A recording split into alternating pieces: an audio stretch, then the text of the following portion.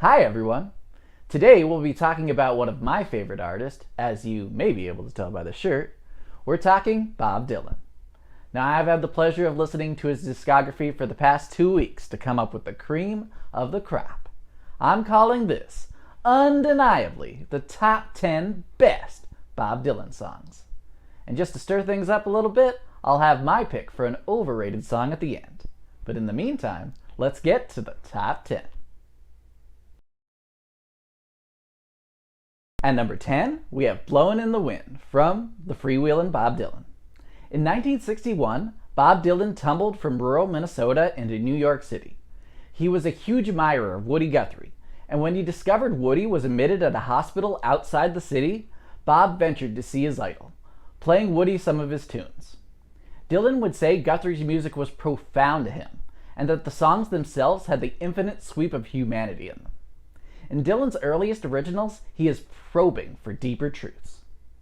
Blowin' in the Wind is a remarkable folk standard derived from a traditional slave song, No More Auction Block, sharing a bit of the melody but with Dylan's empathetic questions.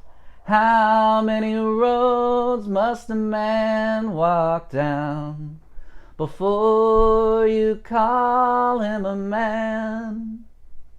The words are direct and cutting, delivered by a 22-year-old shaman.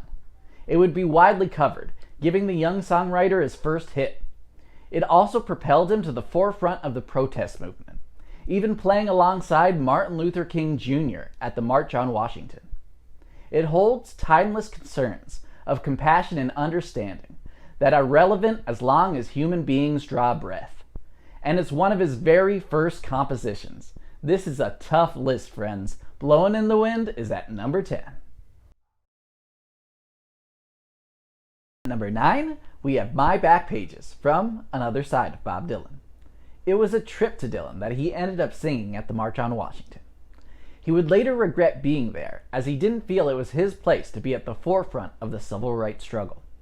He deeply supported the cause, but he decried his new role as a budding soothsayer. Shortly after John F. Kennedy was assassinated, Dylan received the Tom Paine Award for Civil Liberties, and he denounced his role as any heroic prophet to a shocked room of liberal elites. Around the same time, Dylan was writing prose and poetry that was oblique and imaginative, and this would push his songwriting in a self-reflective direction. He called some earlier tunes one-dimensional, and his new songs were aiming for fully three-dimensional. The entire LP, Another Side of Bob Dylan, was recorded in one evening, with My Back Pages being the last song captured in the late hours of 1:30 in the morning. It doesn't end the album, but it has an air of finality. Dylan criticizes his past self for seeming so certain in a gray world. Good and bad, I define these terms, quite clear, no doubt somehow. Ah, but I was so much older then, I'm younger than that now. The turn of phrase is both clever and a catchy refrain. Dylan was ready to rip down the construct the media had created and chart his own direction, unconcerned with baggage and eager to express himself. At number 8, we have Hurricane from Desire. Following a motorcycle accident in 1966, Dylan quit touring for 7 years. As he started to come out of his self-imposed exile, he caught a performance by Patti Smith and her band. Upon seeing the intense interplay and chemistry of the group, he decided he wanted to create his own rambunctious unit. He would find members for his new band by word of mouth from friends, and in violinist Scarlett Rivera's case, by simply being in the right place at the right time and walking by Dylan's limousine. He would dub the band and subsequent tour the Rolling Thunder Revue, and would later release a weird narrative film tour documentary hybrid called Ronaldo and Clara. At nearly 4 hours, it mystified critics and fans alike. Martin Scorsese would do the great concert footage a service by creating a Netflix film about the tour. Hurricane was the band at full force. The violin and wall of backup vocals add a new dimension and urgency to the call to arms. Dylan had been collaborating with songwriter Jacques Levy, and his theater background adds cinematic flourishes to Reuben Carter's tragic tale of racial profiling and grave injustice. Despite being a hit and Dylan rallying behind him, Carter would remain imprisoned for another decade for something that he never done. Put in a prison cell, but one time he could have been the champion of the world. After turning his back on the protest songs of his past, Hurricane showed he still had plenty of gunpowder left in a rousing, socially conscious anthem. At number 7, we have It's All Right Ma, I'm Only Bleeding from Bringing It All Back Home. In the summer of 1964, Bob Dylan bunked at his manager's house in upstate New York. Joan Baez recalled he would spend most of his days smoking cigarettes, drinking red wine, and tapping away relentlessly at his typewriter, sometimes even waking up abruptly in the dead of night to continue clacking away. Dylan's lyrics were blossoming with a surrealistic imagery, vivid and dreamlike, but with captivating focus. It's All Right Ma, I'm Only Bleeding is indisputably one of his finest lyrical compositions. Several of its phrases, money doesn't talk, it swears, and he not busy being born is busy dying, are now considered common aphorisms.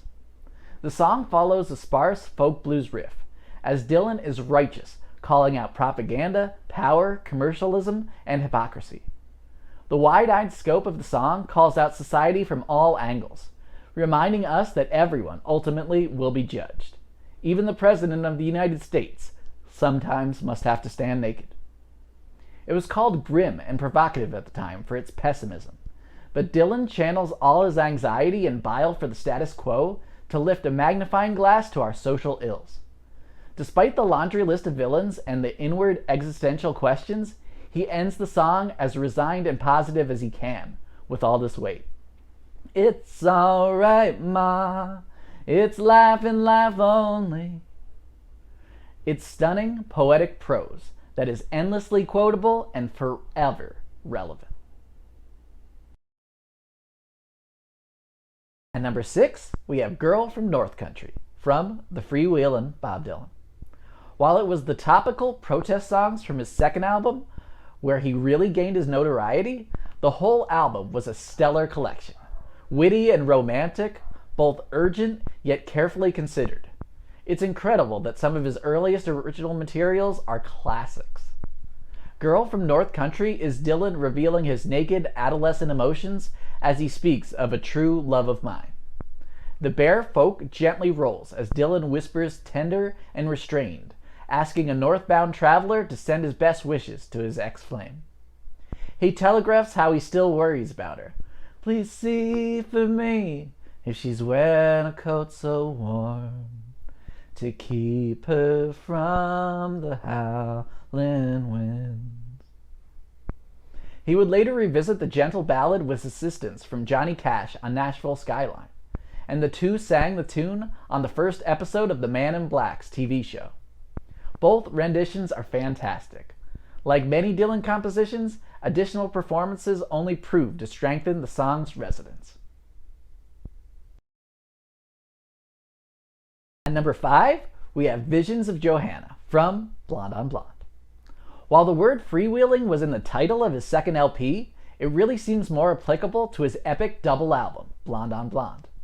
It's credited as both the first double LP in popular music and for starting the album-length era alongside the Beach Boys' Pet Sounds, where artists strive to make lengthy, cohesive statements. Dylan called it the thin, wild Mercury sound, and said that on the album he got the closest he ever could to the sound he heard in his mind. The recording of the album began in New York, but dissatisfied with the initial results, producer Bob Johnstone convinced Dylan to record in Nashville. It was recorded with a mix of studio musicians and members of Dylan's backing band, the Hawks, notably with Robbie Robertson on guitar and Al Cooper on keyboards. It took 18 attempts at recording Visions of Johanna for Dylan to be fully satisfied. The band plays a delicate, subdued swing, as Dylan sings vivid, scene-chewing lyrics that sound immediate yet enigmatic. He longs for his ex-lover as if it's something even greater eluding him. Is it success? Is it purpose? Visions of Johanna is indecipherable in the best of ways. full of meaning if you're willing to dig and decode. Its mysterious tableau is among his most cryptic, satisfying lyrics. At number 4, we have It's All Over Now, Baby Blue, from Bring It All Back Home. From the moment Dylan broke through with his second album, he became one of the most widely covered songwriters of his generation.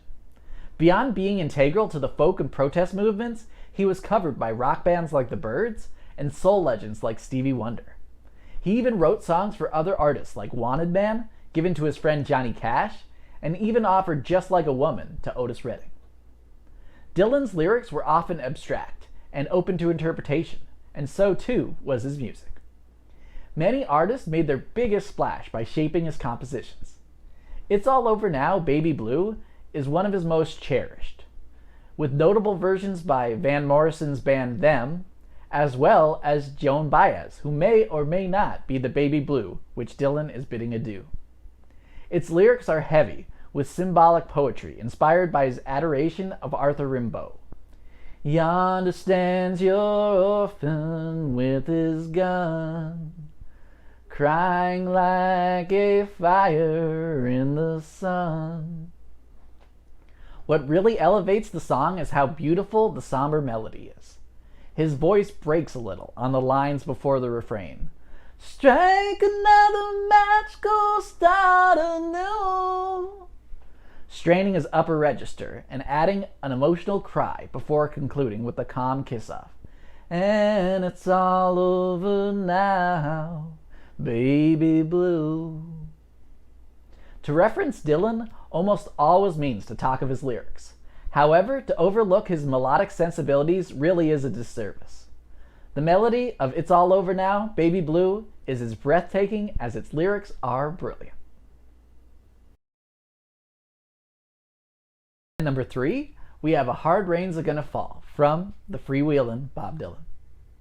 Bobby D would try to shake off the label of protest singer from early in his career, but in a very short time, he had taken intelligent, political, and topical songs and thrust them into the mainstream pop world.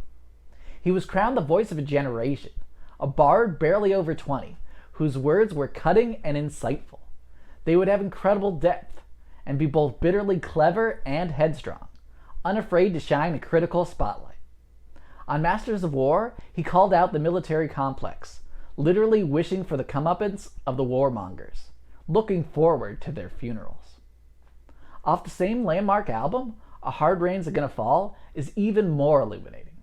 Originally written as a poem and modeled after the question and response of the traditional UK ballad Lord Randall, it's a potent parable, whose apocalyptic visions predated the Cuban Missile Crisis. In 7 minutes, Dylan unpacks the baggage of his conscience.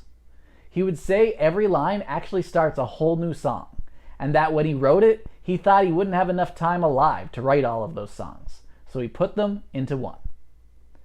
In it, he's a keen observer of the pitfalls of humanity, where the pellets of poison flooding the waters, where the home in the valley meets the damp, dirty prison, where the executioner's face is always well hidden, where hunger is ugly, where souls are forgotten.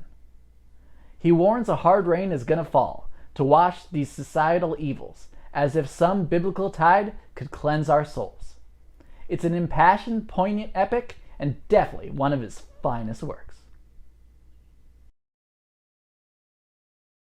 At number 2, we have Like a Rolling Stone from the album Highway 61 Revisited. Bob Dylan has been incredibly prolific throughout his career, but his absolute pinnacle has to be the white-hot 17-month streak where he created Bring It All Back Home, Highway 61 Revisited, and Blonde on Blonde. Back to back to back stone-cold classics that not only changed songwriting and music forever, but also heavily impacted art and culture. A man famously yelled out Judas to Dylan during an electric set from his band, which in turn just made him tell the boys to play even louder.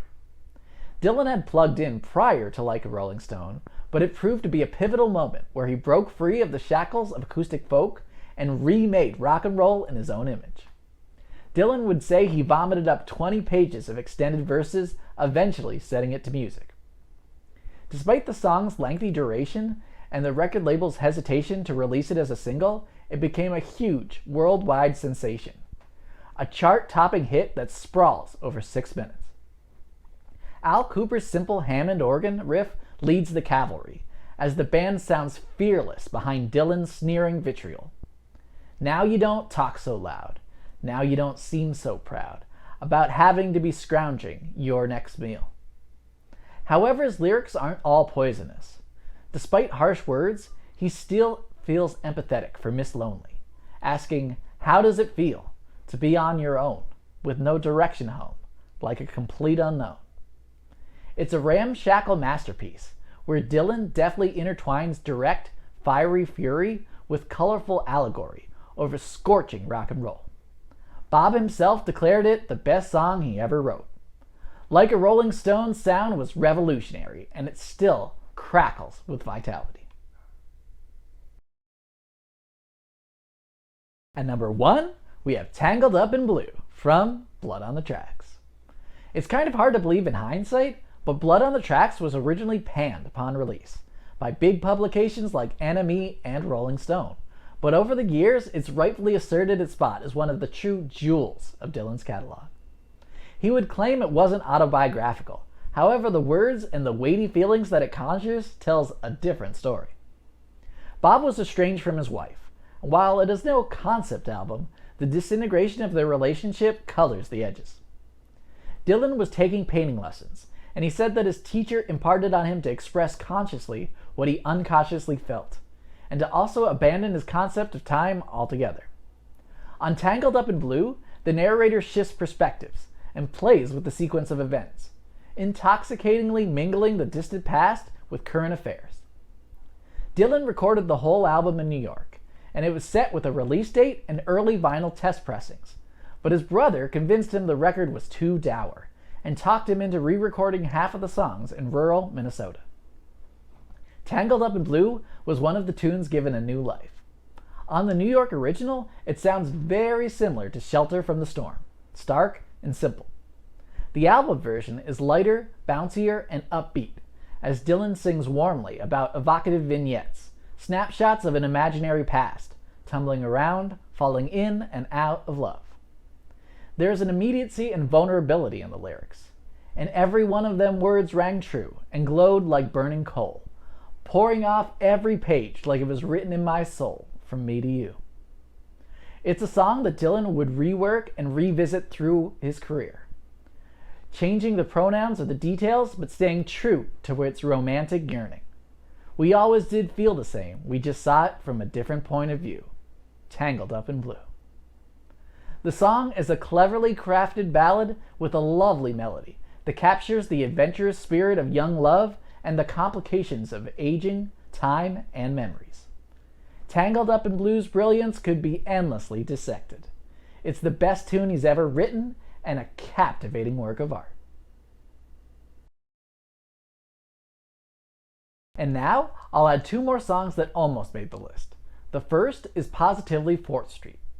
Recorded during the Highway 61 Revisited sessions and released as the follow-up single to Like a Rolling Stone, Positively 4th Street somewhat surprisingly was a lone child, never ending up on any proper full length. Its major key is very upbeat for a song that starts, "You've got a lot of nerve to say you are my friend."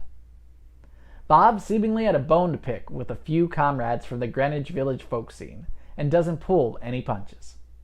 Still, Al Kooper's warm, swaying organ and the breezy shuffle combined with Dylan's clear, negative lyrics make for an excellent contrast of sweet and sour.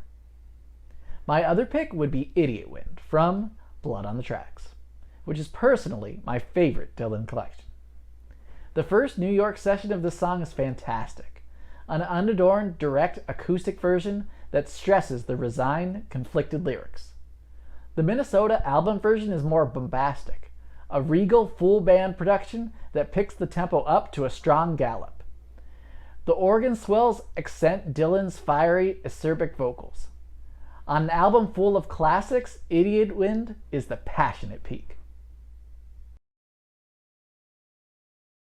Finally, let's talk about what I consider the most overrated song written by Robert Zimmerman, and that is Knock Knock, Knocking on Heaven's Door. Overrated doesn't translate to bad, but boy, if we count the Guns N' Roses cover, this song has been played to death. In the early 70s, Dylan started consciously making his music and lyrics simpler and more accessible. But it's a little hard to reconcile the lyrical genius who cast spells over 7 or 8 minutes in the Mad Hat Mercury glory of his best work with the boring plainness of Knocking on Heaven's Door. There are 8 lines total in the entire song. The arrangement is the best thing about it. The background vocals are divine, and a nice compliment to Dylan's dusty croon. But its slow pace and short length certainly feel more like a song to score a film scene than one that really shines on its own. I totally understand it was made for a soundtrack, but I think Bob was more focused on playing a cowboy in a Hollywood Western than songwriting at the time. It certainly doesn't help that I can never unhear Axl Rose wailing on the chorus and Slash playing a guitar solo that I'm pretty sure is longer than the whole length of Dylan's original. Other artists would no doubt kill to write this song, but for a legend like Bob Dylan, it can't help but be overrated. As you're still watching, I wanted to share a deep cut as well. For that, I'm shining a light on She's Your Lover Now. It was once a sought-after lost song for hardcore Dylan files, which has now been released on several of the bootleg series. Bob recorded 16 different takes of the song, though most are false starts that didn't last the full 8-minute length. Only on the final 16th take, with Dylan alone on piano, was complete. Melodically and somewhat thematically as well, it was recycled into the excellent One of Us Must Know Sooner or Later. But that really doesn't take away from the majesty of the original. In it, Dylan wrestles with his convoluted emotional state with his wounds still fresh. Of all takes, I'd suggest that take 6, as well as the complete take 16, are well worth checking out for any devoted fan. So there you have it. That was undeniably the top 10 best Bob Dylan songs. So, how wrong was I? Do you agree? Do you disagree? What's your top 3? Am I totally wrong on Knocking on Heaven's Door? Let me know. And if there's any artist you'd like to see me rank, let me know in the comments below. Hope you stick around, and thank you for watching.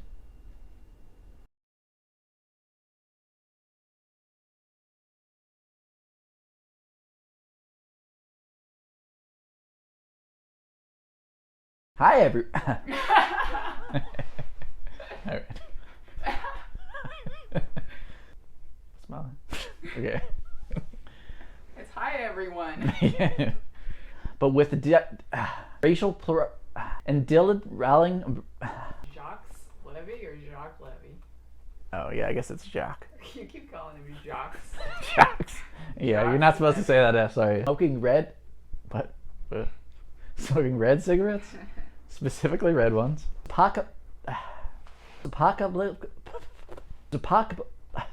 Rang true and gloud and gloud, and more accessible. Accessible? Accessible. Accessible. For some reason, I keep getting tripped up on that. Okay.